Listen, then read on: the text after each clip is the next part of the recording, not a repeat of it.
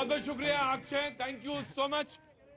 होता क्या है कि जब साथी साथ में ना आए तो बड़ी दिक्कत होती है, लेकिन फिर भी आपने पूरी हिम्मत और आपकी हिम्मत को दाद देता हूं। बहुत बहुत शुक्रिया। बिल्कुल सुर में रहे आप साज बजाते हैं लेकिन सुर भी साध सकते हैं। जो साज जानता है वो उस सुर को भी पकड़ लेगा। बहुत बहुत शुक्रिया, थैंक यू सो मच। बातचीत के सिलसिले को आगे बढ़ाया जाए और जो संगीतकार आए हैं उनको भी जरूर मैं उनसे भी बात करूंगा। जो नए नए संगीतकार यहाँ पे दिख रहे हैं उनसे भी बात करूंगा, और वो तमाम सारे लोग जो आज यहाँ पे मौजूद हैं मैं उनसे भी बातचीत का रुख जरूर जोड़ूंगा। कहां से आना हुआ साहब आपका? बिहार में कहां से? रक्सौल से। अरे बाप रे, बिल्कुल बंगाल के बॉर्डर से पहुंच गया, बिल्कुल नेपाल का बॉर्डर। बहुत बहुत शुक्रिया। बातचीत का सिलसिला जोड़ेंगे और जो मेहमान हमारे साथ मौजूद हैं मैं उनसे भी बातचीत करूंगा। जो मेहमान हमारे साथ हैं, ज्योति सिंह कांग्रेस का पक्ष रखने के लिए बहुत बहुत शुक्रिया, thank you so much. Lal T shirt discipline में। मनोज यादव बीजेपी का पक्ष रखने के लिए मौजूद हैं, बहुत बहुत शुक्रिया, thank you so much. Vivek Shrivastava ji CPI का पक्ष रखने के लिए मौजूद हैं, बहुत बहुत शुक्रिया। Amber Zaidi, thank you so much, सामाजिक कार्यकर्ता, बहुत बहुत शुक्रिया। शैलेंद्र दुबे जी राजनीतिक विश्लेषक हैं, आर्थिक मामलों के जानकार हैं, बहुत बहुत शुक्रिया, thank you so much. Fazil Ahmad Khan साहब राजनीतिक विश्लेषक, बहुत बहुत शुक्रिया। और अनवर मिर्जा साहब, बहुत बहुत शुक्रिया, थैंक यू सो मच। आज अलविदा की नमाज हो गई और कल ईद होगी, और ईद की सबको बहुत बहुत मुबारकबाद। तमाम सारे वो लोग जो टेलीविजन के उस तरफ यानी मेरे लेंस के उस तरफ बैठे हैं उनको, और जो यहां मौजूद हैं उन सबको बहुत बहुत बहुत बहुत शुभकामनाएं। सबके घर में बहुत खुशहाली हो और इस देश में अमन और चैन हो। बातचीत का सिलसिला शुरू करना था। प्रधानमंत्री ने आज जो आईएएस ऑफिसर्स हैं उनको संबोधित किया, उनसे बातचीत के लिए दो बातें जो है बहुत महत्वपूर्ण है मैं उनको रखना चाहूंगा, और फिर मैं मुखातिब होऊंगा आपकी तरफ और आपसे बातचीत करूंगा। आपको देखना होगा कि पार्टियों का जो टैक्स पेयर का जो पैसा इस्तेमाल करती हैं, जो पॉलिटिकल पार्टी जो टैक्स पेयर्स के पैसे का इस्तेमाल अपने लिए कर रही हैं, वो देश हित के लिए है या नहीं, ये देखना होगा। जो हमारा पैसा है वो कहां यूटिलाइजेशन होता है। और दूसरी बात, ब्यूरोक्रेसी से अगर यानी जो नौकरशाह लोग हैं उनसे चूक हुई तो देश का धन लुट जाएगा। देश को अमृतकाल तक ले जाने में उन अफसरों की बड़ी भूमिका रही है जो 15 से 25 साल पहले इस सेवा में आए हैं। लेकिन हां, कांग्रेस की तरफ से भी कुछ बातचीत आई है, मैं उस बात को भी रखना चाहूंगा। और कांग्रेस के जो प्रेसिडेंट हैं उन्होंने ये बात कही कि जातिगत जनगणना में से बीजेपी क्यों डरती है। ये दो मुख्तलिफ पॉइंट हैं जो मैंने यहां पे रख दिए। बातचीत के सिलसिले को आगे जोड़ेंगे और जानना चाहेंगे। जी मैं आऊंगा आपके पास। कहिए साहब, क्या नाम है आपका? विकास नाम है मेरा। अरे विकास भाई, हाथ में गिटार है फिर भी तो बताने में तुम्हें क्या दिक्कत है? कहां से आना हुआ? मैं समयपुर बादली। समयपुर बादली से। तो म्यूजिक प्ले करते हैं? दोस्त है मेरा वो दोस्त हैं आपके? अच्छा वाह, क्या बात है, दोस्त को किनारे छोड़ दिया इन्होंने, वाह। अच्छा, आप कहां से आए? ये कालका जी से। कालका जी से। कैसे आना हुआ परिवार के सहित? बस यहीं पे ये बाल भवन गए थे थोड़ा बच्चों को घुमाने के लिए। बच्चों को घुमाने के लिए, बहुत अच्छा बात किया। बच्चों को घुमाने का मौका जरूर मिलना चाहिए, और जो बड़े बच्चे ही रह गए, बड़े नहीं हो पाए, उनसे भी जरूर मुखातिब होऊंगा। हाँ हाँ, ऐसा है कि कुछ बड़े नहीं हो पाए, वो बच्चे ही रह गए। नहीं नहीं नहीं, मैं उनसे नहीं बात कर रहा हूँ। जी नमस्ते, कैसे हैं आप? बढ़िया। कहाँ से आना हुआ? बलिया बलिया। बलिया से। अरे तभी समझ गया था तुम बलिया के ही आदमी हो गए। कैसे आना हुआ इधर? बस यही दुकान लगती है अपनी पहाड़ में। दुकान पे? पालिका बाजार में दुकान लगती है? अच्छा, बहुत हंस रहे थे तुम, उन्होंने पूछा कि क्या बात है। बाबूजी नमस्ते, कहाँ से आपका आना हुआ? दिल्ली से। दिल्ली से। क्या काम करते हैं आप साहब? मैं रिटायर्ड हूँ। बहुत अच्छी सुख चैन वाली जिंदगी है, आराम से बीत रही है ना? कुछ कहना चाहते हैं? कुछ नहीं कहना चाहते, सब बढ़िया है, देश में भी बढ़िया है और आप भी बढ़िया। निश्चित तौर से आप जब बढ़िया है तो देश तो बढ़िया है। मैं डिबेट का आगाज करता हूं, और जो एक दो लोगों को बोलना होगा वो मैं बीच में आता रहूंगा, बातचीत करता रहूंगा। जी सबसे पहले मैं बीजेपी के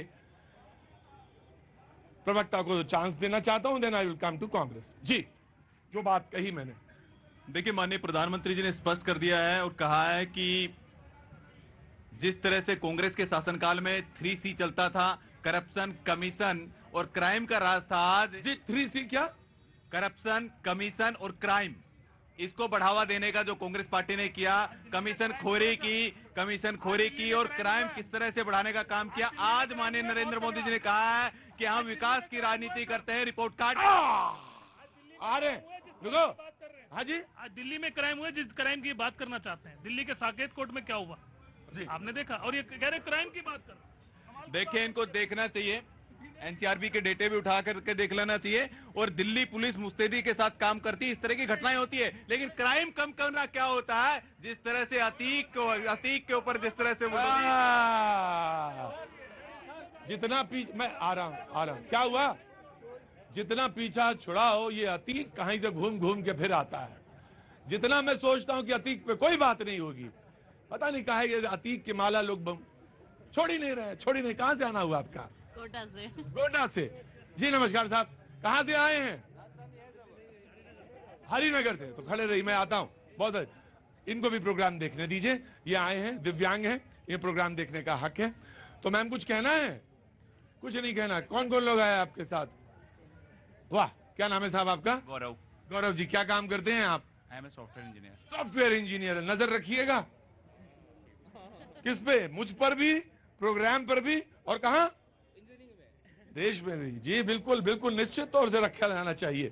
कांग्रेस का पक्ष लूंगा और फिर मैं आगे आता हूं। जी चलिए, आज बहुत अच्छा लगा कि प्रधानमंत्री जी करप्शन की बात की है, और उस करप्शन पर बात करते करते जब राहुल गांधी जी जब पदयात्रा कर रहे थे भारत जोड़ो, उस समय कुछ लोग आते थे और बोलते थे कि 40% बिना कमीशन दिए हमारा काम नहीं होता है।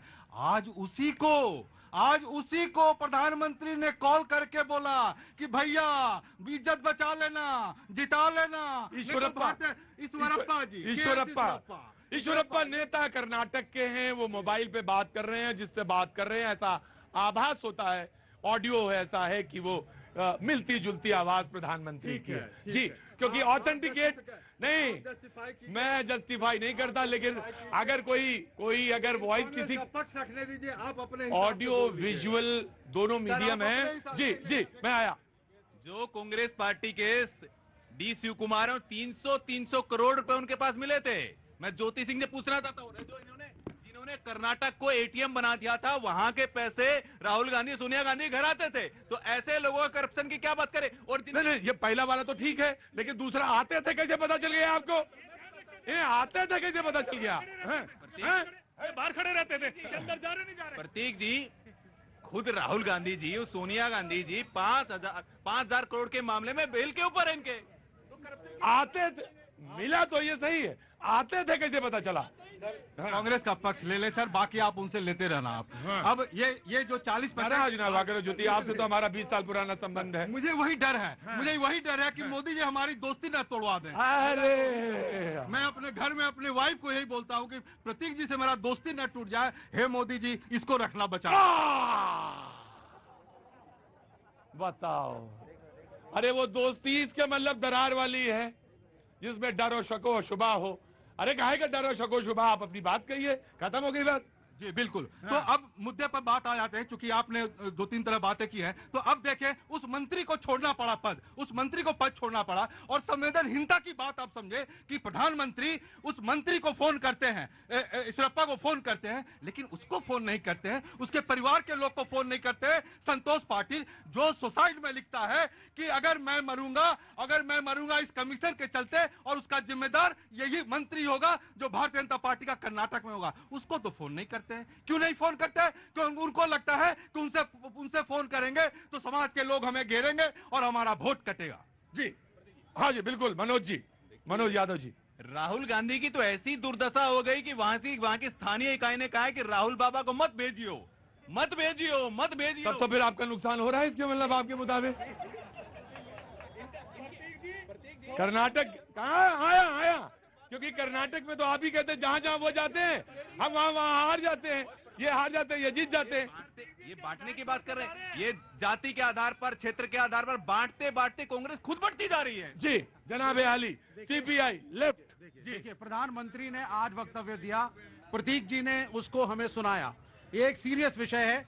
सबसे पहली चीज, कोई भी पॉलिटिकल पार्टी हो, खासकर जो सत्ता में हो, उसको अपनी फंडिंग के बारे में ट्रांसपेरेंट होना चाहिए कि आपको चंदे में कौन कौन पैसा दे रहा है, कहां से दे रहा है, वेबसाइट पे उसको डालिए। इन्होंने नहीं डाला था, बहुत हल्ला मचाया मैंने, अभी भी एक मैनिपुलेटेड लिस्ट ही है। तो पहले ट्रांसपेरेंसी, प्रधानमंत्री सर सुनिए, अभी वो क्लियर नहीं है। दूसरा, जो संदेह पूरे देश के अंदर अडानी साहब और हमारे प्यारे प्रधानमंत्री को लेकर के है, उस संदेह को देश हित में क्लियर करना बहुत जरूरी है सरकार के लिए। ये मैसेज अगर लोगों में जाएगा कि सत्ता में आने के लिए सिर्फ कैपिटलिस्ट मनी आवश्यक है, क्रोनी कैपिटलिज्म आवश्यक है, तो इससे बड़ी दुर्दशा प्रजातंत्र की नहीं होती। ठीक है भाई, एक सेंटेंस में बोला इन्होंने। मैं आया बाजी, आज बड़े दिनों बाद आए। हाँ जी, अभी कांग्रेस प्रवक्ता ने कहा है कमीशन की बात कही है। हाँ। इनको मैं याद दिला दूं, इन्हीं के जो भूतपूर्व प्रधानमंत्री थे वो कहते थे कि 1 रुपया आता है तो उससे 15 पैसे मिलते हैं। हाँ, 1 रुपया चलता है जब दिल्ली से तो 15 पैसे गांव पहुंचता है। इनके प्रधानमंत्री के वर्डिंग सही है। हाँ, राजीव गांधी जी का, स्वर्गीय राजीव गांधी का। जो बात कर रहे हैं फोन की बात कर रहे हैं, इनको मैं कहूंगा सर अपना एक मिनट भाई, मैं भगा दूंगा फिर। हाँ जी, फोन की जो बात नहीं, ये मैं सीरियसली कह रहा हूँ। हाँ जी, हाँ जी, फोन की जो बात कर रहे हैं, कहूँगा सर अपना IQ लेवल थोड़ा बढ़ा लो, इस टाइम सिर्फ टेम्परेचर से कम है। फोन अपने आप को टेक्निकली अपग्रेड करिए। फोन पे अगर तो वीडियो कॉल समझ में आता है, बाद में कोई किसकी आवाज निकाले आप, you can not guess, you can not say anything. तभी मैंने कहा था कि कोई एक आभासी आवाज लगती है, जो आवाज मिलती जुलती है। बहुत सारे लोग बात करते हैं। जी, मैं आया, मुझे बात, कहाँ से आना हुआ गुरुजी? छत्तीसगढ़ से। वो तो लग गया था, सबसे बढ़िया छत्तीसगढ़िया, गजब टीका ईका लगा के आए हैं। तो कैसे आना हुआ इधर दिल्ली? इलाज के मामले में। कहाँ आए हैं आप एम्स में? एम्स में आंखों का सब ठीक तो है ना? प्रभु सब अच्छा करे, है ना? नहीं, बस अच्छा करे, प्रभु अच्छा करे। और आप भैया? मैं भी छत्तीसगढ़ से साथ ही में आए, बहुत जलूस, बहुत बढ़िया। कहाँ ऊपर चढ़े हो? नीचे आओ जी। जनाब कहाँ चले गए? आइए बाबूजी, आइए, बहुत देर से देख रहा हूँ, आप ही से कह रहा हूँ, आइए। हाँ जी, कहाँ से आना हुआ? मैं तो दिल्ली से ही हूँ जी। दिल्ली से हैं? क्या नाम है साहब आपका? हरजीत बब्बर। हरजीत बब्बर साहब, आगे आइए ना, उतने दूर हमसे क्यों? अबे मतलब देखने दागने में तो मैं भी अच्छा ही हूँ, तो हमसे दूर क्यों भाग रहे हैं? बात सारे कम नहीं है जी आपसे। हाँ, तो फिर आग पास आइए ना। तो कुछ कहना चाहते हैं? सुनना चाहता हूँ जी आपको। हमको सुनना चाहते हैं जी? बिल्कुल सुनिए, तो फिर मैं आता हूँ जी। जनाब रिस्पॉन्ड। जी, मैं यहाँ पर ये कहना चाहती हूँ कि जब हम बात करते हैं करप्शन की, तो करप्शन का इतिहास जिनका है वो करप्शन पे सवाल उठाते हैं। अगर करप्शन या फिर देश को लेकर राष्ट्रीय सुरक्षा की बात होती है तो मोदी सरकार ऐसी है जिस पर इन दो मुद्दों पर आप उनको नीचा नहीं दिखा सकते। कांग्रेस की बात करें, उनके इतने स्कैम्स निकल आएंगे कि वो सत्ता से बाहर ही इन आधार पे रहते हैं। अडानी पे कीजिए ना, राजस्थान में भी बात कर लीजिए। कांग्रेस सवाल उठाती है अडानी पे, आप राजस्थान में, छत्तीसगढ़ में उनके साथ बड़ी डील करते हैं। तो अगर अडानी बुरा है तो छत्तीसगढ़ और राजस्थान में अच्छा कैसे?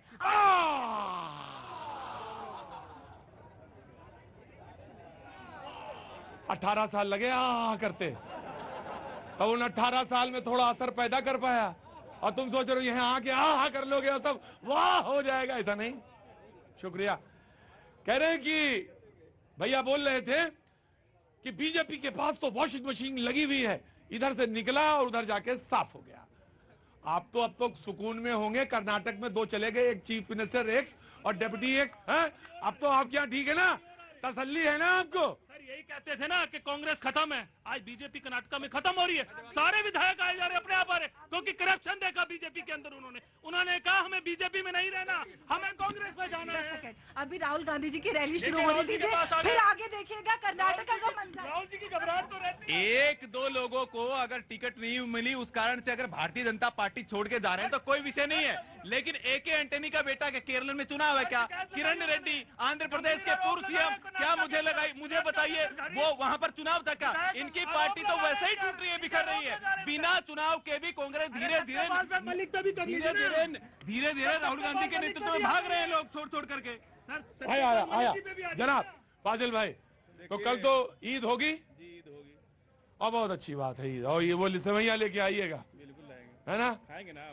अरे मैं ऐसा गजब है भाई, कौन सा जमाना हो गया, अब मांगने वाला मांग रहा है कि सेवैया ले आना, और देने वाला कह रहा है कि आप खाएंगे। और राजनीति ढूंढने वालों ने उसमें सुराख लगा ली कि मतलब प्रतीक त्रिवेदी खाएंगे, फाजिल खान लेके आएंगे तो प्रतीक त्रिवेदी खाएंगे क्या सिवैया? अरे हुजूर आली लेके तो आइए जनाब आली। प्रतीक जी, मुख्य जो मुद्दा है, जो अंतर है, वो इकोसिस्टम का है। पहले की सरकारों में इकोसिस्टम जो बना हुआ था उस पर करप्शन पर जिस तरह से कोताही थी और डेवलपमेंट का जो पेस था वो धीमा था। अब जो बुनियादी अंतर है, डेवलपमेंट का पेस बड़ा है और करप्शन पे जो कार्रवाई होनी चाहिए उसमें भी पेस बड़ा है। अब इसीलिए जो रुदाली गैंग है उसमें इतनी कौन सा गैंग? रुदाली गैंग, उनको कुछ भी करिए उनका रोना है। अभी ये लोग बहुत, क्योंकि एक मिनट, अरे ये गुंडा कर दी यार, देखो ये गुंडे आ गए, गुंडे आ गए, गुंडे आ गए।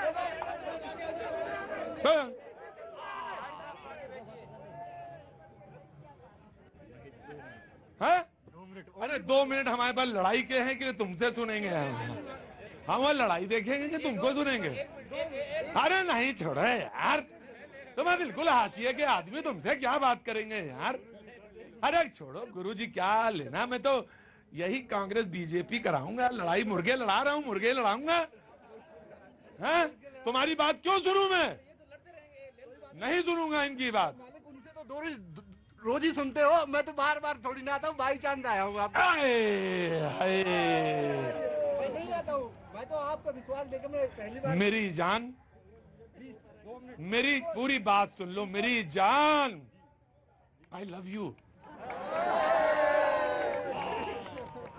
और आंखों में आंखें डाल के बोलता हूं मैं, ये तुमको इसलिए आगे लाया था कि तुम ही से सुनूंगा, और किससे सुनूं?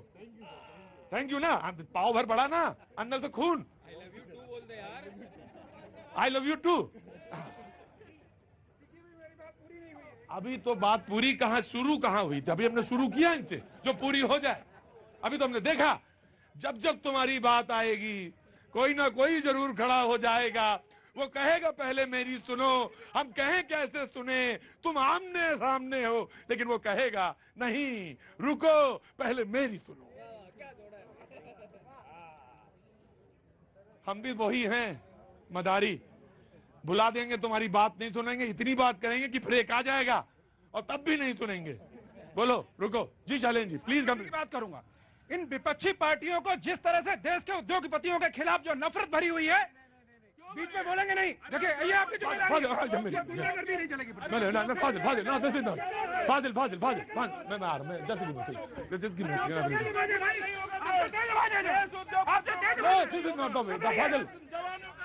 नहीं ये गलत बात है, नहीं फाजिल दिल से सारी बात नहीं, बिल्कुल है फाजिल, ये गलत बात, फाजिल गलत बात। अब इनकी कच्चा चिट्ठा खोलता हूँ। 2019 से पहले जिस तरह ये अंबानी के पीछे पड़े हुए थे, अब ये अदानी के पीछे पड़े हुए हैं। ये जो है आपका रिलायंस फ्रेश का बिल है, मैं ऐसे ही घूमते हुए ब्राउन ब्रेड का जो रेट आप सबको पता होगा, MRP 45 रुपये है, मैं गया खरीदने 33 रुपये की मिलती है। तो जो उद्योगपति आपको महंगाई में इतनी राहत देते हैं, उनके खिलाफ आप किस मतलब माइंडसेट लेके काम करना चाहते हैं बताइए ना। आप किसी की भी बात कर लीजिए, मैं अमूल के भी फेवर में हूँ। आप ब्रेड पे बात करिए, मेरी बात, अरे मेरी बात सुनो, मेरी बात सुनो, मेरी बात। गर्मी है, पानी पियो, तसल्ली से बैठो, आराम से, बहस ऐसे बिठाओ। हाँ बैठ जाओ, बैठ जाओ, बैठ जाओ, तुम भी बैठो, बैठो जहाँ बैठो, बैठो सब लोग बैठो, फाजिल भाई बैठो, बैठो। क्या करना है इन लोगों को, क्या करना है? जो कोई बोलेगा अपनी सीट पे बैठ के बोलेगा, कोई खड़ा नहीं होगा।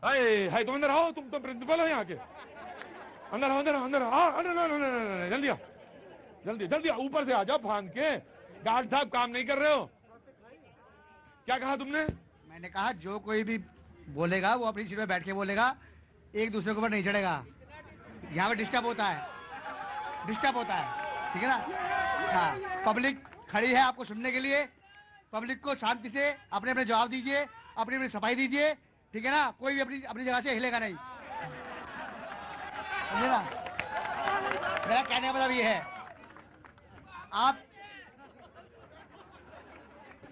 मेरा कहने का मतलब ये है, आपको यहाँ बुलाया गया है एक जिम्मेदारी के नाते, और उस जिम्मेदारी को निभाने के लिए आप बहुत शांति से और बड़े प्रेम से, पब्लिक आपके सामने, पब्लिक आपको देख रही है, आप अपनी इमेज बना के रखिए और इज्जत के साथ सब जवाब दीजिए।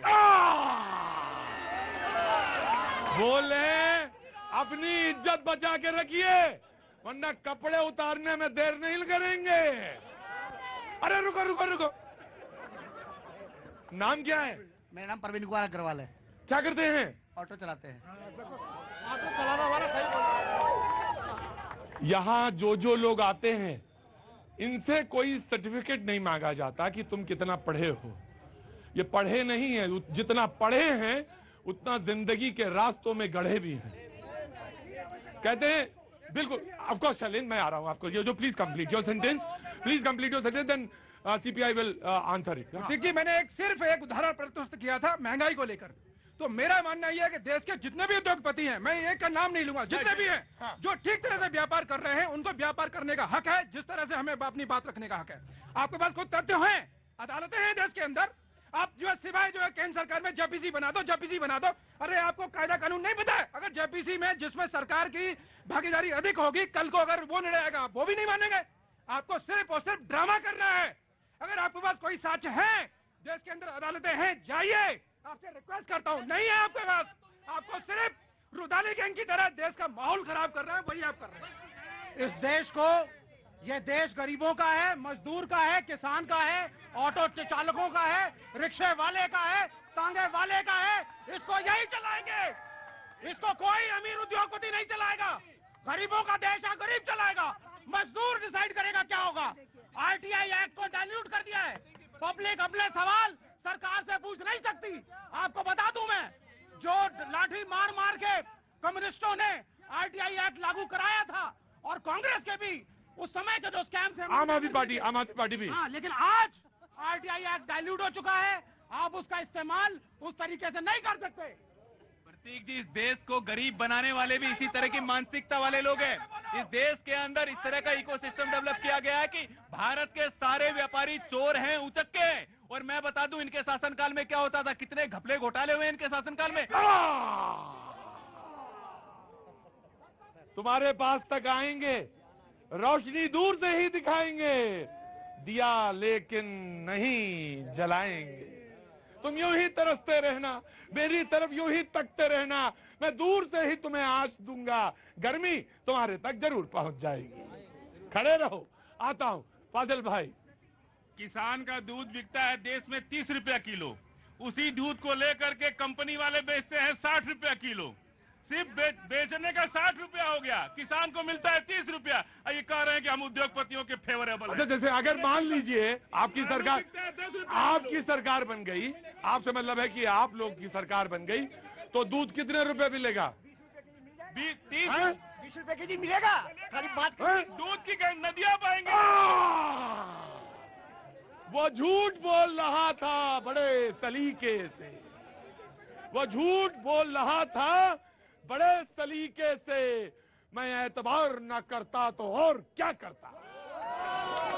कहने लगे मेरी सरकार बनवाओ, दूध की नदियां बहवा दूंगा।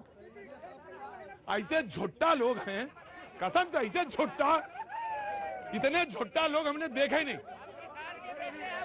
अभी दूध का रेट क्या है? आज भी 60 रुपए है, कल भी 60 रुपए। वो 20 रुपया में देंगे, कह रहे हैं 20 रुपया में। आ रहा हूं, just give you sir. CPI will get chance.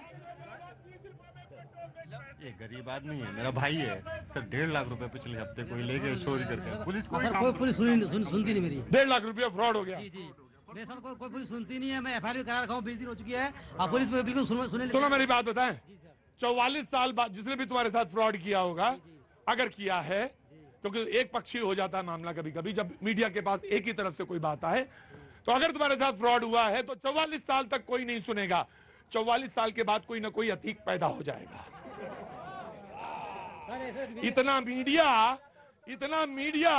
अगर तुम्हारी बात सुन ले तो क्या कम वक्त वो अतीक पैदा हो पाएगा? नहीं पाएगा। इतना ध्यान कि कैसे गिरा अतीक, 3 आदमी कैसे आए थे, कैसे वो तो सरकार अपना काम कर रही है, विवेचना कर रही है। मीडिया वाले लिए कैमरा दिखा रहे हैं कि देखो कैसे गिरा था। और आप सब क्या हो मालूम है ना? क्या हो? रात में किसको दिखाई देता है? नहीं। वक्त छोड़े थे ब्रेक के बाद फिर आए।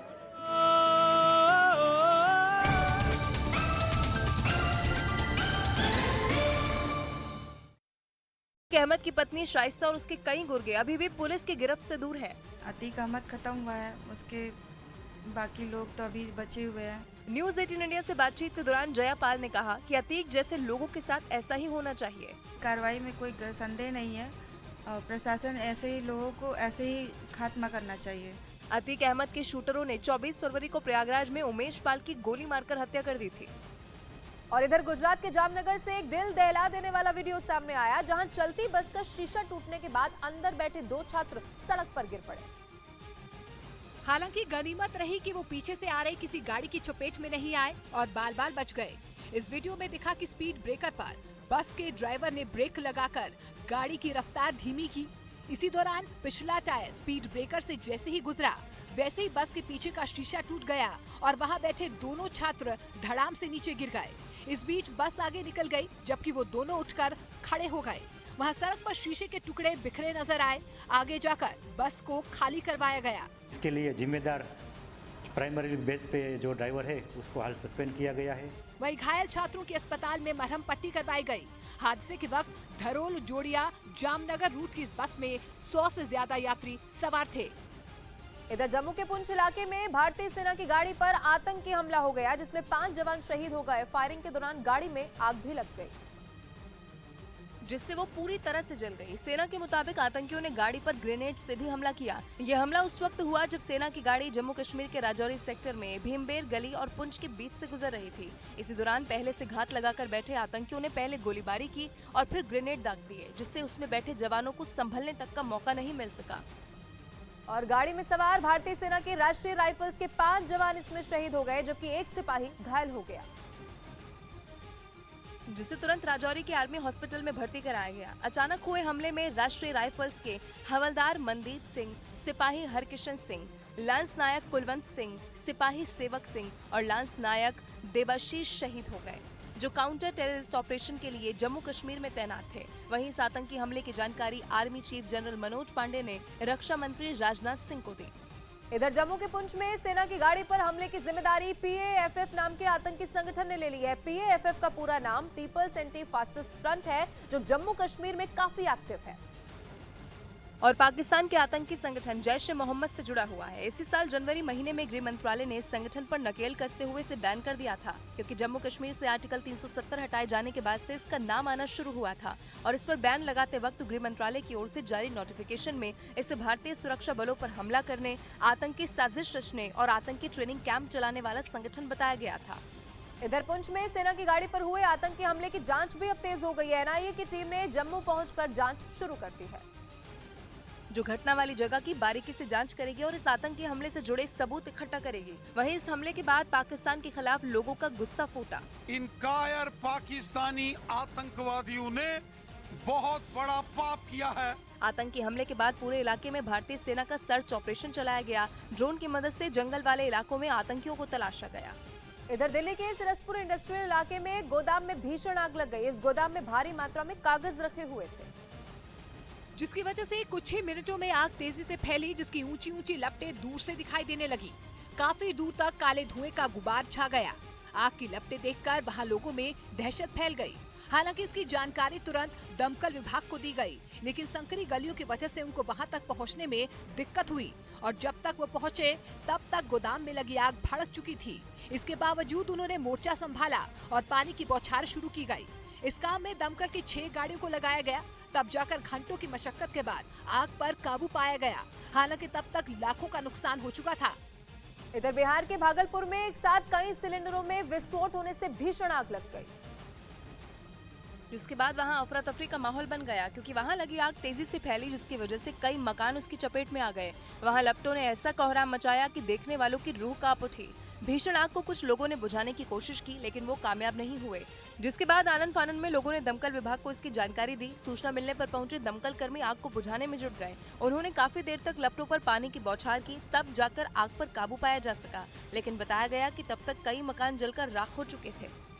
और पश्चिम बंगाल की राजधानी कोलकाता में एक मकान में LPG सिलेंडर में ब्लास्ट के बाद आग लग गई और जिसकी वजह से इलाके में अफरा तफरी का माहौल हो गया। लोग इधर उधर भागते हुए नजर आए। विस्फोट में 2 नाबालिगों समेत 22 लोग घायल हो गए, जिन्हें इलाज के लिए अस्पताल में भर्ती कराया गया। बताया गया कि गुरुवार शाम बिचली घाट इलाके में एक मकान में लोग खाना बना रहे थे। इसी दौरान एलपीजी सिलेंडर फट गया और जिसके बाद वहां आग लग गई। शुरुआती जांच से पता चला है कि गैस रिसाव के कारण ये आग लगी और जिसके बाद मौके पर पहुंची दमकल की 3 गाड़ियों की मदद से ये आग बुझाई गई। और उधर एलॉन मस्क को एक बहुत बड़ा झटका लग गया है। उनकी स्पेस कंपनी स्पेस एक्स का स्टारशिप रॉकेट अपनी पहली उड़ान में ही ब्लास्ट हो गया। लगभग 400 फीट ऊंचा ये रॉकेट दुनिया का अब तक का सबसे ताकतवर और सबसे बड़ा रॉकेट था, जो अमेरिका के टेक्सास में लॉन्च तो आराम से हुआ, लेकिन देखते ही देखते वो बेकाबू होता हुआ नजर आया और लॉन्च के 3 मिनट के अंदर ही उसमें आसमान में जोरदार धमाका हो गया। वो तो शुक्र रहा कि ये फ्लाइट अनमैन्ड थी, यानी कि उसमें लोग मौजूद नहीं थे, इसीलिए किसी को चोट नहीं पहुंची। लेकिन बुरी खबर ये है कि इससे इंसान के चांद और मंगल की सैर के सपने को भी बड़ा झटका लगा, क्योंकि ये वही रॉकेट है जिसके जरिए स्पेस एक्स इंसानों को चांद और मंगल ग्रह पर भेजेगी। हालांकि धमाके के बावजूद स्पेस एक्स इसे सफल टेस्ट बता रही है। एलॉन मस्क ने भी कहा कि कुछ महीनों बाद वो दोबारा रॉकेट का टेस्ट करेंगे। प्रयागराज पुलिस ने अतीक के भाई अशरफ के साले सद्दाम को पकड़ने के लिए पुलिस की एक टीम कर्नाटक रवाना हुई है। पुलिस को उसके वहां होने की जानकारी मिली, जिसके बाद प्रयागराज से एक टीम कर्नाटक भेजी गई ताकि सद्दाम को पकड़कर यूपी लाया जा सके। बरेली में जेल के अंदर अशरफ से मुलाकात के मामले में उस पर केस दर्ज है, जिसके बाद से ही वो फरार चल रहा है। अशरफ के साले सद्दाम पर 50,000 का इनाम है। और इधर सूत्रों के मुताबिक अतीक और अशरफ के शूटआउट केस में आरोपी सनी को दिल्ली का एक शूटर हथियार मुहैया कराता था और ये राज उसने एसटीएफ के सामने पूछताछ में उगला, जिसके मुताबिक कुछ साल पहले ही दोनों दिल्ली की एक जेल में मिले थे। हालांकि ये जानकारी सामने नहीं आई है कि दिल्ली का वो कौन सा शूटर है जो शूटर सनी को हथियार सप्लाई करता था। जिसके बाद एसआईटी दिल्ली से हथियारों की सप्लाई कराने वाले उस शूटर की तलाश में जुट गई। साथ ही सनी, लवलेश और अरुण मौर्य से पूछताछ भी जारी है, जिसमें आगे भी कई राज खुल सकते हैं। और इधर पुलिस को अतीक अहमद के 1500 करोड़ के अवैध कारोबार की जानकारी मिल गई है। अब जांच एजेंसियां इन बेनामी संपत्तियों के दस्तावेजों की पड़ताल में जुट गई है और जांच पूरी होते ही इन संपत्तियों पर एक्शन शुरू हो जाएगा। पुलिस को जो पता चला उसके मुताबिक अतीक की प्रॉपर्टी का कारोबार मुंबई, उत्तर प्रदेश, दिल्ली, राजस्थान, मध्य प्रदेश और गुजरात तक फैला था। गुजरात में तो उसने अपना कारोबार साबरमती जेल में शिफ्ट होने के बाद शुरू किया था। बताया गया कि साबरमती के ही 2 लोगों के जरिए अतीक ने जमीन की खरीद बिक्री पर करोड़ों रुपए लगाए थे, जिनकी शुरुआत सिविल सर्विसेज डे पर पीएम मोदी ने अधिकारियों को किया सम्मानित। भ्रष्टाचार के खिलाफ जंग में लोक सेवकों की भूमिका को सराहा। जम्मू कश्मीर के पुंछ में आतंकियों की तलाश में सुरक्षा बल का सर्च ऑपरेशन। मौके पर पहुंची एनआईए की टीम। गाड़ी पर ग्रेनेड हमले में कल 5 सैनिक हुए थे शहीद। कर्नाटक के देवनहल्ली में पीएम मोदी के लिए उमड़ा समर्थकों का प्यार। बारिश में भीगे पीएम के कटआउट को किया साफ। कई गुर्गे अभी भी पुलिस की गिरफ्त से दूर है। अतीक अहमद खत्म हुआ है, उसके बाकी लोग तो अभी बचे हुए हैं। न्यूज 18 इंडिया से बातचीत के दौरान जयापाल ने कहा कि अतीक जैसे लोगों के साथ ऐसा ही होना चाहिए। कार्रवाई में कोई संदेह नहीं है और प्रशासन ऐसे ही लोगों को ऐसे ही खात्मा करना चाहिए। अतीक अहमद के शूटरों ने 24 फरवरी को प्रयागराज में उमेश पाल की गोली मारकर हत्या कर दी थी।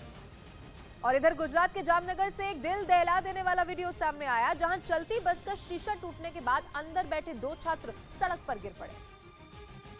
हालांकि गनीमत रही कि वो पीछे से आ रही किसी गाड़ी की चपेट में नहीं आए और बाल बाल बच गए। इस वीडियो में दिखा कि स्पीड ब्रेकर पर बस के ड्राइवर ने ब्रेक लगाकर गाड़ी की रफ्तार धीमी की।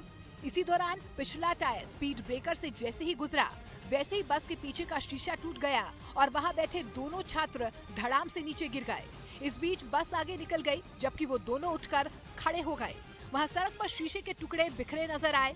आगे जाकर बस को खाली करवाया गया। इसके लिए जिम्मेदार प्राइमरी बेस पे जो ड्राइवर है उसको हाल सस्पेंड किया गया है। वहीं घायल छात्रों की अस्पताल में मरहम पट्टी करवाई गई। हादसे के वक्त धरोल जोड़िया जामनगर रूट की इस बस में 100 से ज्यादा यात्री सवार थे।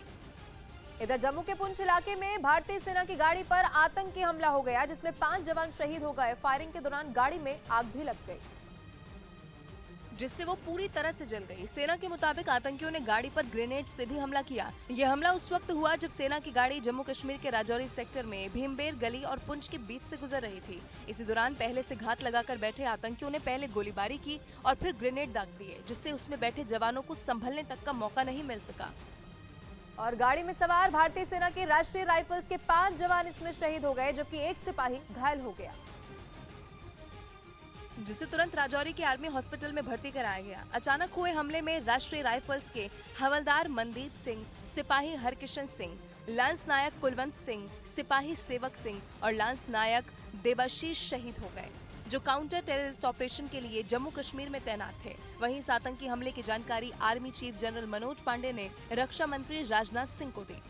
इधर जम्मू के पुंछ में सेना की गाड़ी पर हमले की जिम्मेदारी PAFF नाम के आतंकी संगठन ने ले ली है। PAFF का पूरा नाम पीपल्स एंटी फासिस्ट फ्रंट है, जो जम्मू कश्मीर में काफी एक्टिव है और पाकिस्तान के आतंकी संगठन जैश ए मोहम्मद से जुड़ा हुआ है। इसी साल जनवरी महीने में गृह मंत्रालय ने इस संगठन पर नकेल कसते हुए इसे बैन कर दिया था, क्योंकि जम्मू कश्मीर से आर्टिकल 370 हटाए जाने के बाद से इसका नाम आना शुरू हुआ था और इस पर बैन लगाते वक्त गृह मंत्रालय की ओर से जारी नोटिफिकेशन में इसे भारतीय सुरक्षा बलों पर हमला करने, आतंकी साजिश रचने और आतंकी ट्रेनिंग कैंप चलाने वाला संगठन बताया गया था।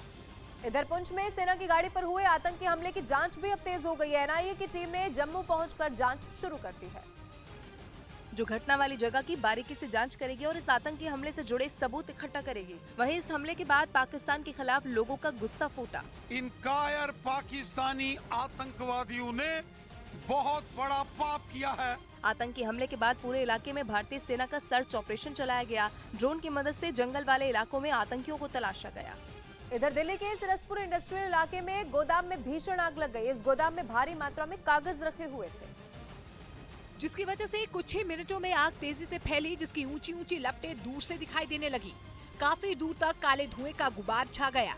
आग की लपटें देखकर वहां लोगों में दहशत फैल गई। हालांकि इसकी जानकारी तुरंत दमकल विभाग को दी गई, लेकिन संकरी गलियों की वजह से उनको वहां तक पहुंचने में दिक्कत हुई और जब तक वो पहुंचे तब तक गोदाम में लगी आग भड़क चुकी थी। इसके बावजूद उन्होंने मोर्चा संभाला और पानी की बौछार शुरू की गई। इस काम में दमकल की 6 गाड़ियों को लगाया गया, तब जाकर घंटों की मशक्कत के बाद आग पर काबू पाया गया। हालांकि तब तक लाखों का नुकसान हो चुका था। इधर बिहार के भागलपुर में एक साथ कई सिलेंडरों में विस्फोट होने से भीषण आग लग गई, जिसके बाद वहां अफरा तफरी का माहौल बन गया, क्योंकि वहां लगी आग तेजी से फैली, जिसकी वजह से कई मकान उसकी चपेट में आ गए। वहां लपटों ने ऐसा कोहराम मचाया कि देखने वालों की रूह कांप उठी। भीषण आग को कुछ लोगों ने बुझाने की कोशिश की, लेकिन वो कामयाब नहीं हुए, जिसके बाद आनन फानन में लोगों ने दमकल विभाग को इसकी जानकारी दी। सूचना मिलने पर पहुंचे दमकल कर्मी आग को बुझाने में जुट गए। उन्होंने काफी देर तक लपटों पर पानी की बौछार की, तब जाकर आग पर काबू पाया जा सका, लेकिन बताया गया कि तब तक कई मकान जलकर राख हो चुके थे। और पश्चिम बंगाल की राजधानी कोलकाता में एक मकान में LPG सिलेंडर में ब्लास्ट के बाद आग लग गई और जिसकी वजह से इलाके में अफरा तफरी का माहौल हो गया। लोग इधर उधर भागते हुए नजर आए। विस्फोट में 2 नाबालिगों समेत 22 लोग घायल हो गए, जिन्हें इलाज के लिए अस्पताल में भर्ती कराया गया। बताया गया कि गुरुवार शाम बिचली घाट इलाके में एक मकान में लोग खाना बना रहे थे। इसी दौरान LPG सिलेंडर फट गया और जिसके बाद वहां आग लग गई। शुरुआती जांच से पता चला है कि गैस रिसाव के कारण ये आग लगी और जिसके बाद मौके पर पहुंची दमकल की 3 गाड़ियों की मदद से ये आग बुझाई गई। और उधर एलॉन मस्क को एक बहुत बड़ा झटका लग गया है। उनकी स्पेस कंपनी SpaceX का स्टारशिप रॉकेट अपनी पहली उड़ान में ही ब्लास्ट हो गया। लगभग 400 फीट ऊंचा ये रॉकेट दुनिया का अब तक का सबसे ताकतवर और सबसे बड़ा रॉकेट था, जो अमेरिका के टेक्सास में लॉन्च तो आराम से हुआ, लेकिन देखते ही देखते वो बेकाबू होता हुआ नजर आया और लॉन्च के 3 मिनट के अंदर ही उसमें आसमान में जोरदार धमाका हो गया। वो तो शुक्र रहा कि ये फ्लाइट अनमैन्ड थी, यानी कि उसमें लोग मौजूद नहीं थे, इसीलिए किसी को चोट नहीं पहुंची। लेकिन बुरी खबर ये है कि इससे इंसान के चांद और मंगल की सैर के सपने को भी बड़ा झटका लगा, क्योंकि ये वही रॉकेट है जिसके जरिए SpaceX इंसानों को चांद और मंगल ग्रह पर भेजेगी। हालांकि धमाके के बावजूद SpaceX इसे सफल टेस्ट बता रही है। एलॉन मस्क ने भी कहा कि कुछ महीनों बाद वो दोबारा रॉकेट का टेस्ट करेंगे। प्रयागराज पुलिस ने अतीक के भाई अशरफ के साले सद्दाम को पकड़ने के लिए पुलिस की एक टीम कर्नाटक रवाना हुई है। पुलिस को उसके वहां होने की जानकारी मिली, जिसके बाद प्रयागराज से एक टीम कर्नाटक भेजी गई ताकि सद्दाम को पकड़कर यूपी लाया जा सके। बरेली में जेल के अंदर अशरफ से मुलाकात के मामले में उस पर केस दर्ज है, जिसके बाद से ही वो फरार चल रहा है। अशरफ के साले सद्दाम पर 50,000 का इनाम है। और इधर सूत्रों के मुताबिक अतीक और अशरफ के शूटआउट केस में आरोपी सनी को दिल्ली का एक शूटर हथियार मुहैया कराता था और ये राज उसने STF के सामने पूछताछ में उगला। जिसके मुताबिक कुछ साल पहले ही दोनों दिल्ली की एक जेल में मिले थे।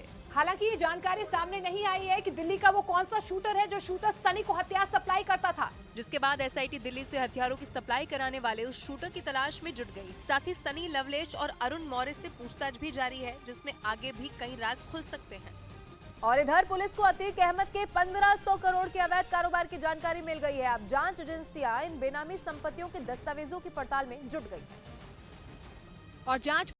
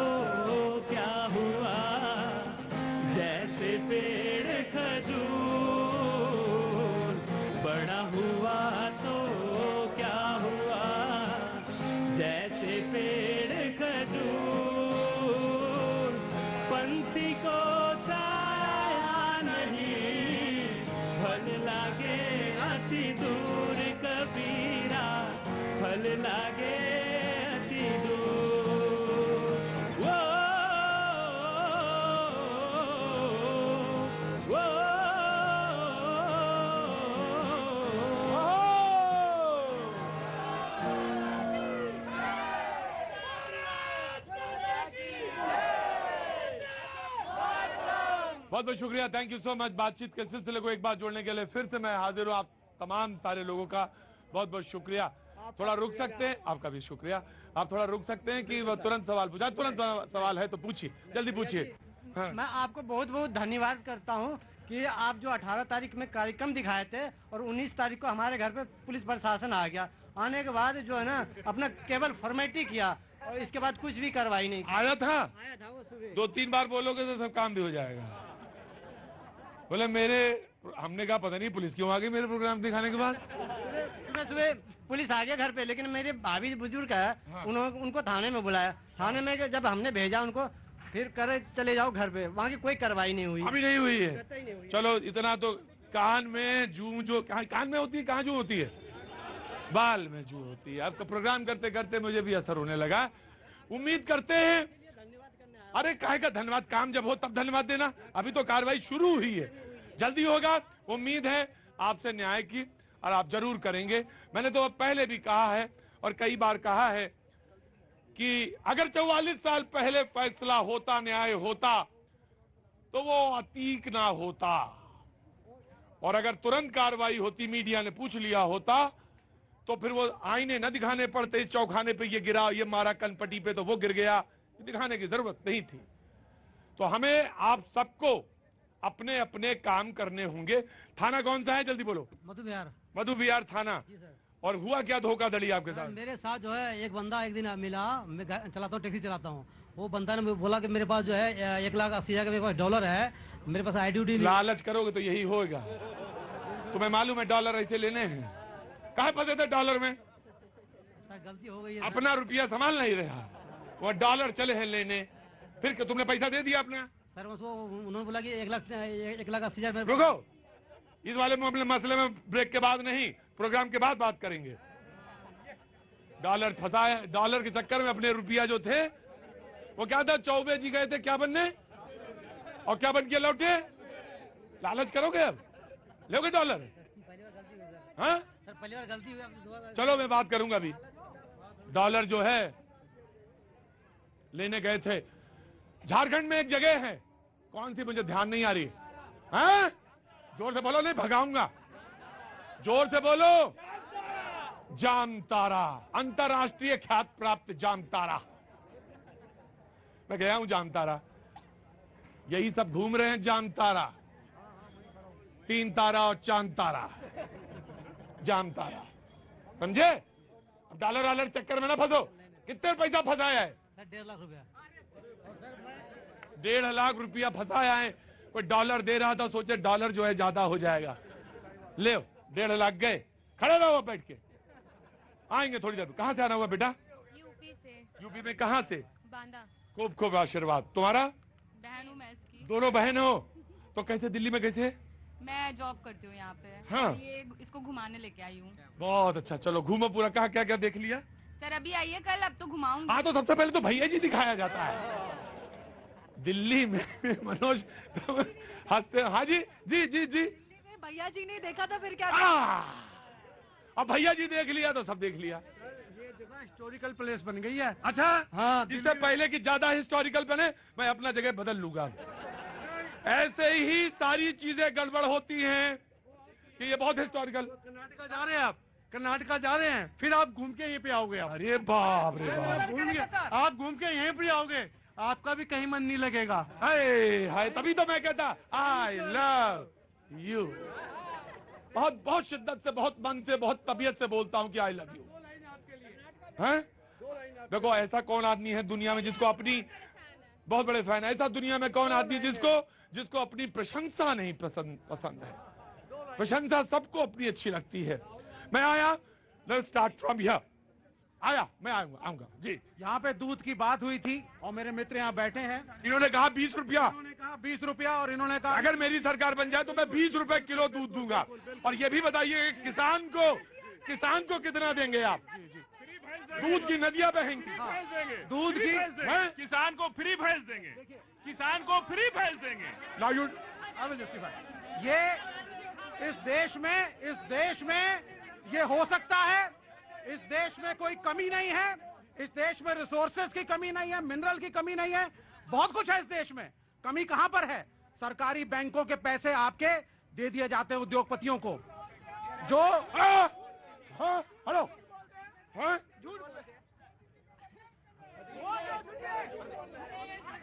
सरकारी बैंकों के पैसे उद्योगपतियों को दिए जाते हैं, जो पैसे वापस नहीं आते।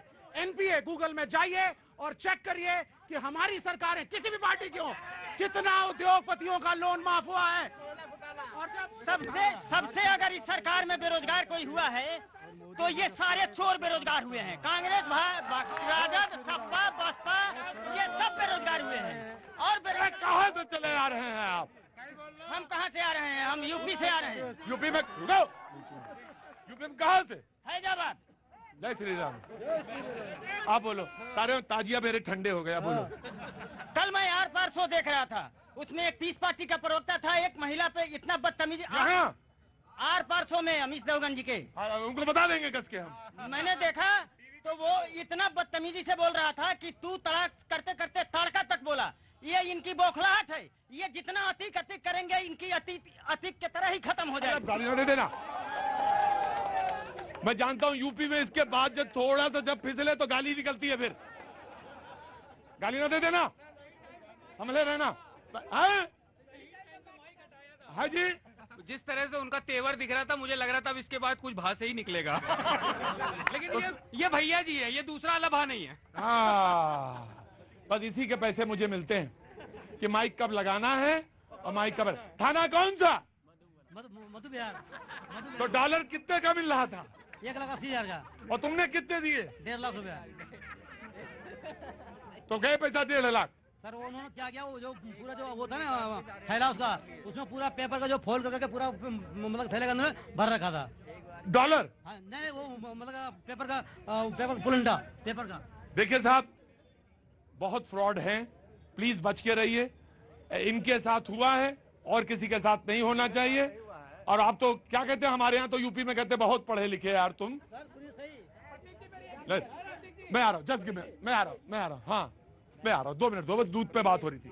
प्रतीक जी ऐसा है, 8% बढ़ा है। नहीं प्रतीक जी ऐसा है, महंगा हुआ है दूध। नहीं महंगा हुआ तो किसानों को भी फायदा हो रहा है ना, किसानों को भी फायदा हो रहा है। प्रतीक जी मैं जरा जवाब दे दूं, देखिए ऐसा है, ये वही लोग हैं जो छाती पीटते थे जब 3 कृषि बिल लेकर के मोदी जी आए गए तो छाती पीटते थे यहाँ पर। जब एपीएमसी मंडियों के अलावा हमने विकल्प देने की व्यवस्था की तो ये बोलते थे काले कानून है, काले कानून है, किसानों को लाभ मिलता। मैं इनकी बात पे अब बताऊं, सबसे ज्यादा एनपीए किसके शासनकाल में था? इनके शासनकाल में था। इन्होंने खैरात की तरह लोन बांटने का काम किया। नीरव मोदी और विजय माल्या इन्होंने ही किया, और वेव ऑफ करने का काम इन्होंने ही किया, उनके लोन माफ करने का काम भी इन्होंने किया। और प्रतीक जी, इस देश के अंदर एक इकोसिस्टम है। इकोसिस्टम कैसा है आप समझ रहे हैं? ये इकोसिस्टम कैसा है? ये कमीशन खोरों का इकोसिस्टम है। जो विदेश से जो इनकी डील होती थी वो बंद हो गई। लेकिन प्रतीक जी, एक और इकोसिस्टम है, मैं बताता हूँ। इनका इकोसिस्टम इतना खतरनाक है, ये ना जेपीसी को मानेंगे ना सर्वोच्च न्यायालय को। अभी आपको पता है सूरत वाले कोर्ट के मामले में, फैसले में राहुल गांधी के, इन्होंने विदेश तक भारत की न्यायपालिका को गाली दिलाने का काम किया। नहीं, किसानों पे बोलने दीजिए प्रतीक जी। मैं आपका नहीं, एक सेकंड। किसानों को खालिस्तानी बोला गया, किसानों को नक्सली बोला गया, 800 किसान मर गए और इनके कान पे चूड़ी नहीं रहेंगी। ये बकवास हो रही है यहाँ पे।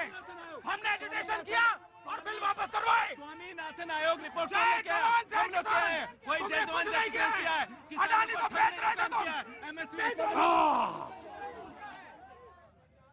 ये बड़ा जो है चिंतित है, इनकी चिंता का मैं स्वागत करता हूँ। देश के अंदर 30 मुख्यमंत्री हैं, 16 मुख्यमंत्री भाजपा या उनके सहयोगी दलों के हैं, 14 विपक्ष के हैं। तो अगर दूध की इतनी चिंता है तो वहां जरा दाम बता दो। केरल में क्या रेट है जरा दाम बता दो। और 14 कर रहे, अरे भैया 14 मुख्यमंत्री क्या बेचे हैं दाम बता दो। इतनी बेसिक समझ नहीं है कि 2 बड़ी कंपनियां अमूल और मदर डेयरी है, सहकारिता के अंदर जो दाम तय होते हैं, क्या ये संभव है कि मतलब 30 रुपए दूध बिक जाए? कैसी मतलब मुक्तापूर्ण बात करते हैं जो है 20 रुपया। अब तो ये तो इनके पास ही होगा। इन्होंने कहा था गरीबी हटाएंगे।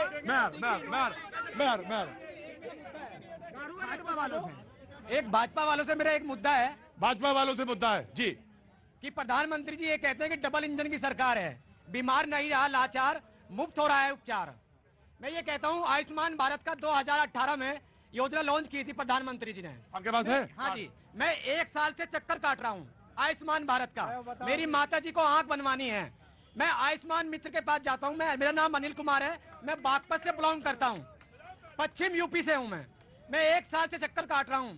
कहते हैं कि आयुष्मान मित्र बैठे हैं जिला चिकित्सालय में। मैं वहां जाता हूं, मेरे साथ इतना गंदा व्यवहार करते हैं वे लोग कि मुझे बहुत ही अच्छा लगता है। मैं सीएमओ के पास जाता हूं, सीएमओ कहते हैं कि 2,70,000 पोर्टल बंद पड़े हैं, अभी चालू नहीं होंगे। मैं ये पूछना चाहता हूं भाजपा वालों से, ये कार्ड फर्जी है या बेवकूफी बनाई जा रही है? हकीकत में जो तुमने बोला वो हो रहा है, ये बेवकूफी बनाई जा रही है। देखो, मैं जानता हूं इसका जवाब मैं दूंगा। भाई आपकी क्रेडिबिलिटी आपके साथ, आप ईमानदार आदमी हैं, आप बहुत ईमानदार आदमी हैं sir. Nobody will not speak. मैं जब बोलूंगा मैं आपकी ईमानदारी पे, अब भाई हो गया। आपकी ईमानदारी पे मैंने कोई सवाल नहीं उठाया। आप ईमानदार शख्स हैं। लेकिन नाउ यू प्लीज लिसन, मैंने माइक नहीं हटाया आपका। मैं भगा दूंगा 2 मिनट के अंदर तुम्हें यहां से, बेवकूफ। मैं आपकी ईमानदारी पे कोई सवाल नहीं उठा रहा हूं, लेकिन मैं ये कह रहा हूं कि कम से कम महीने में 10 बार मैं एम्स जाता हूं और मुझे मालूम है आंकड़े कितने लोग, कैसे लोग आते हैं। Apart from cast, apart from religion, कितने लोगों का इलाज हुआ है, नहीं हुआ उसके ऊपर कार्रवाई होनी चाहिए। और अगर आपकी मां के ऊपर अगर ऐसा हुआ है तो उस पर कार्रवाई हो। वो अगर सस्पेंड करने लायक हो उसको सस्पेंड करिए, उसके खिलाफ रिपोर्ट लिखनी है। भाई रुको, तो मेरा नाम अनिल कुमार है। अनिल कुमार जी, एक अच्छी योजना को अपने गुस्से से बहाइए मत। और अगर आपको बेवकूफ बनाया जा रहा है तो बेवकूफ मत बनिए, रिपोर्ट लिखाइए। और अगर रिपोर्ट नहीं,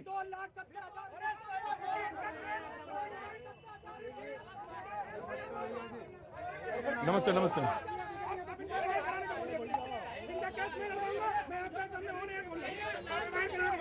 मैं शैलेंद्र दुबे ऑन एयर आपको ये बोल रहा हूँ, अगर इनकी सच्चाई है मैं केस लड़वाता हूँ। चलिए अभी आप करवाइए। आप बिना तथ्यों इस तरह बात करेंगे? देखिए शैलेंद्र जी, जिसको अपनी मां की आंखों की चिंता होगी वो यहाँ पे भैया जी कहिन में। दूसरी बात सुनिए, मैं एक बात और कहता हूं। भैया मैं चलूंगा तुम्हारे साथ। तीसरी बात ये कि लेकिन अगर कहीं ग्राम प्रधानी का चुनाव लड़ना तो मैं नहीं जा पाऊंगा फिर मैं ये है। अगर लोकल बॉडी यूपी के चुनाव चल रहे हैं तो टिकट हमारे यहां नहीं बट रहा वहीं पे जाओ ले जाके। हाँ लेकिन तुम्हारी मां के साथ अगर अन्याय हो रहा है तो सबसे पहले चलने वाला मैं हूं जी। बहुत बढ़िया। मैंने तो 1 मिनट बोलना है। 1 मिनट बाबूजी नहीं है। 2 मिनट कहां से आना हुआ बाबूजी? मैं हिमाचल प्रदेश का रहने वाला हूँ। क्या नाम हो गया बाबूजी? मुझे एक बात करनी। अरे बाबूजी नाम करनी और कटनी में यहाँ बहुत फर्क है। जैसे कि MBBS के लड़के हैं, लाखों में लोग प्रदेश जा रहे हैं, लाखों में, और यहाँ पर वो टेस्ट पास नहीं कर सकते। और जो गरीब लोग हैं यहाँ पर मेहनत करते हैं उनको सीट ही नहीं मिलती है। तो मैं कहता हूँ गरीबों की सुनो, वो तुम्हारी सुनेगा।